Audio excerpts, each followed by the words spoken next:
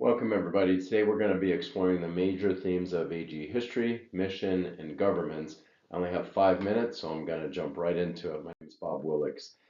When we think about the roots of Pentecostalism, it really emerged from this hunger for renewal. For me personally, this portion of the teaching was very relevant because I've been part of a spirit-filled church for over 20 years, but I really didn't have a good sense of the history and the rich history from where it came. We've all heard potentially of the Azusa Street revival, happened in 1906. It was implemented or started by an African American holiness preacher named William Seymour, and he was the son of a slave. If you think about it, slavery ended in the late 1800s. We still had a lot of racial prejudice, especially in the United States, and this was sparked in California and by an African American preacher, which I just find amazing. And after that, the AG Church officially formed in 1914, and the heartbeat of the AG Church has always been missions. It's part of my local church, and it's part of the national organization. And so when we think about like why does the Assemblies of God exist today, it's really founded for unity, accountability, and spirit-empowered missions. The early leaders really emphasized evangelism, holiness, and global outreach. It was the core of what they were doing in this just heart for evangelism, probably the greatest evangelism the world has ever seen, because we just needed to get the word out. Once the Spirit fills you, you cannot keep that to yourself. You have to share it. And so when we think about that missions being the DNA of the AG Church, a couple of things with this. AGWM is an acronym you may see, stands for Assemblies of God World Mission. It was really built on the conviction that all people must hear the gospel.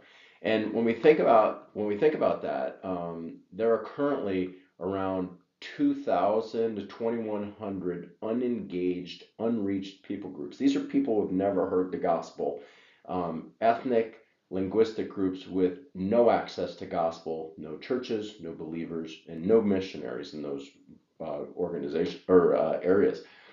And then broadly, around 7,000 people groups worldwide are considered unreached.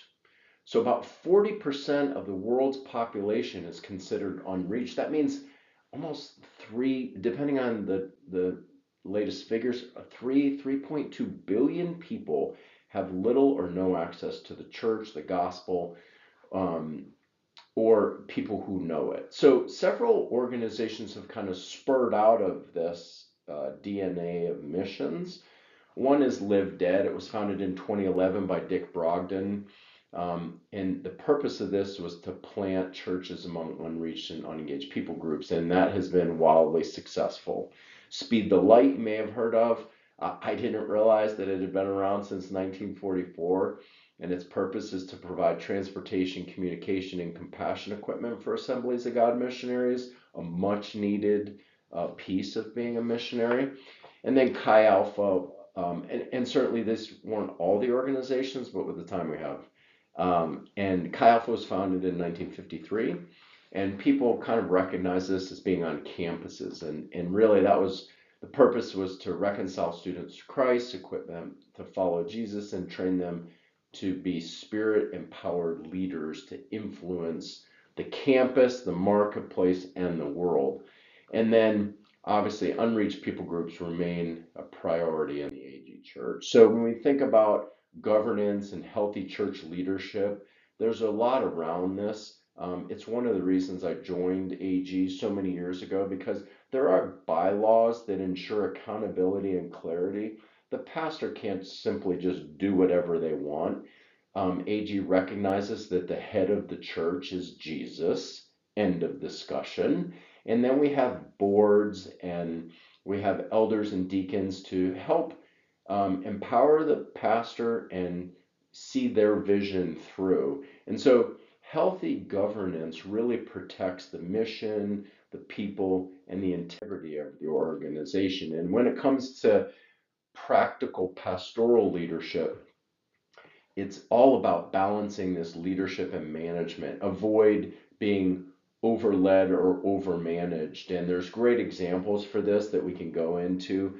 We really need, from a pastor standpoint, guard against mental health and burnout, and really seek accountability and lead diverse congregations with cultural humility. So, in conclusion, the AD Church shows a powerful pattern, this spirit empowerment and this passion for missions. And our call today is to preach Christ, to reach the lost, and lead with integrity. And we stand in a continuum shaped by the Spirit and guided by Spirit. Amen.